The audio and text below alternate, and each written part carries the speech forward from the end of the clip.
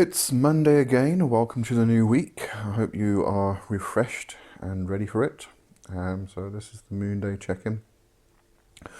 So this week, we're continuing with the full moon phase, and then on Friday, or at the end of the week basically, we're going into the last quarter in Taurus, and it's going to be square Leo. So we haven't had the best month, I suppose, as far as the moon's influence goes. It's been very much kind of like, make sure you don't get into fights, just step back, take a breather, assess the situation properly so you don't have those knee-jerk reactions and get into trouble, rather than starting a project. Just plan until the next new moon comes along. So it's been very much kind of a stasis month, really, if I can put it that way. It's just that, stand still, just don't move forward, just plan until we can move forward again, which isn't a bad thing. I mean, these things happen, and to actually step back and actually plan what you're going to do instead of just rushing in can often be a very good thing.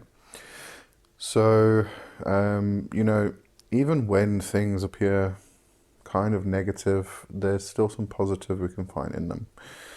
So we have been, as I said, planning up to this stage. Now, this last quarter, from Friday up to the new moon, is going to be a great time to actually begin the projects. That doesn't mean rush in. Again, don't rush in. We're still in the waning phase. But that decreasing of light often symbolizes a descent into the unconscious.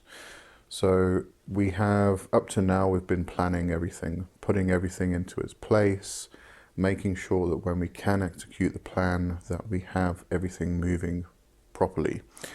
So now we can actually start that process. And then when the new moon comes along, we can kick it into action.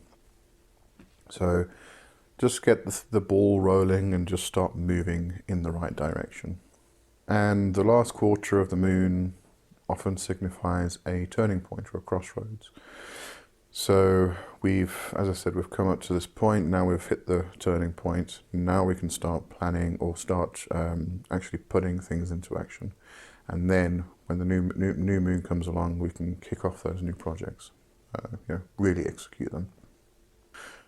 Now, Leo and Taurus, very much about leisure and luxury,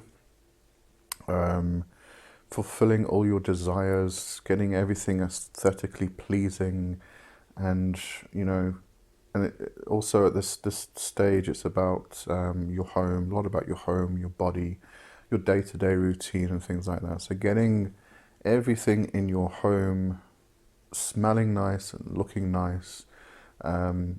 However, be cautious, because Leo is that kind of needing to rush in and just get everything, and so you're not going to want to go to the shops and just buy everything you like and have no money left.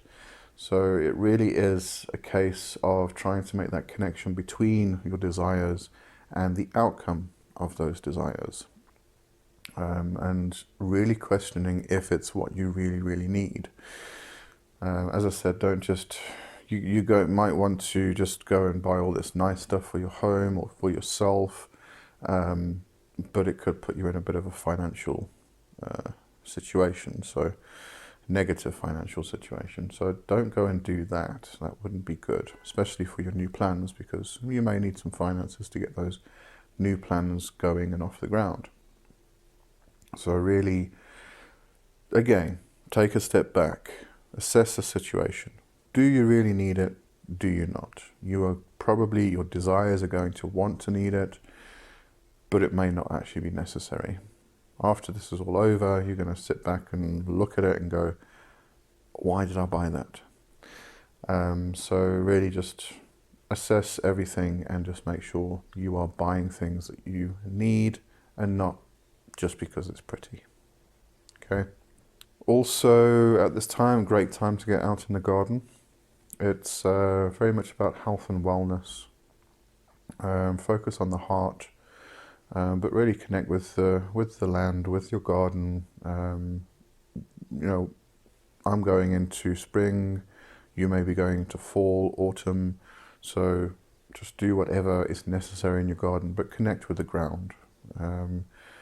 This last quarter is going into a supportive trine with or to Pluto in Capricorn. So that Pluto influence is going to be quite grounding as well. And everything that we have just spoken about, all of the desires that we have and things like that, we're going to connect all of that with a very with an emotional state because of Pluto's influence. So you know, Pluto, we can find that grounding in Pluto to bring us back down to earth. And also, as I said, just get out into the garden and work with the soil, work with the ground, work with the land, and really get yourself grounded. Because we are, if you're going to move into a new project, you're going to want to be grounded before you do that. So take this time to get grounded and bring yourself back down to earth, out of the clouds where you are just looking at all these fancy, lovely, aesthetically pleasing, pretty things that you want to get, and bring yourself back down.